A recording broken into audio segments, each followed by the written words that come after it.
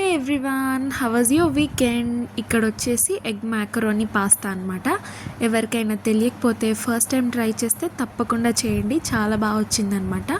సింపుల్గా చెప్పేస్తాను. ఫస్ట్ కొంచెం వాటర్ తీసుకొని బాగా బాయిల్ అయిన తర్వాత మనం వేసుకునే పాస్తా ఏ షేప్ అయినా సరే ఫస్ట్ దీనిలో వేసి అది మంచిగా బాయిల్ అయ్యేదాకా బాయిల్ చేసుకోవాలి. ఇక్కడ ఇంకొకటి ఏంటంటే ఇది ఫుల్గా మరీ సాఫ్ట్గా చేసేస్తారు. అలా చేస్తే సాగి అయిపోతాయి, అలా చేయొద్దు.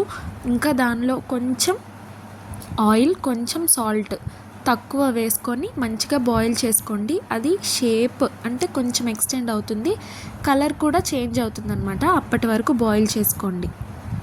ఇదిగో ఈ విధంగా దాన్ని స్ట్రెయిన్ చేసుకొని పక్కన పెట్టేసుకోండి. తర్వాత ఒక ప్యాన్ తీసుకొని ఆయిల్ పోసుకోండి. ఆయిల్ కానీ బటర్ కానీ మనం ఏదైనా యూస్ చేసుకోవచ్చు. ఇక్కడ మేము ఆయిల్ వేసాము.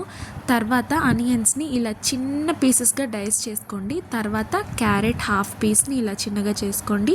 తర్వాత పచ్చిమిర్చి, కొంచెం వెల్లుల్లిపాయలు, తర్వాత సన్నగా తరిగిన అల్లం. ఇందులో ఎంత వీలైతే అంత చిన్నగా తరగాలన్నమాట. తర్వాత 1 టొమాటో ఆర్ హాఫ్ టొమాటో అయినా పర్వాలేదు. ఇలా కలిపి లైట్గా సాల్ట్ వేసుకోండి. అంతే. దీన్ని కలుపుతూ చాలా వరకు ఆ వెజ్జీస్ అన్నీ సాఫ్ట్గా అయ్యే వరకు బాయిల్ చేసుకొని కుక్ చేసుకోవాలి. అప్పుడే పాస్తాలోకి తినడానికి బాగుంటాయి అన్నమాట. తర్వాత తరిగిన కొత్తిమీర కొంచెం, తర్వాత టేస్ట్కి తగినట్టు కారం, ధనియాల పొడి కొంచెం, తర్వాత గరం మసాలా వేసుకొని 2 ఎగ్స్ని ఇట్లా బీట్ చేసుకోకుండానే ఫస్ట్ వేసేసి దానిలోనే కుక్ చేసుకోవాలి. అది కొంచెం కుక్ అయిన తర్వాత మనకి ఎలా ఉంటుందంటే ఎగ్ ఫ్రైలా ఉంటుంది, బట్ ఎగ్ ఫ్రై కాదు.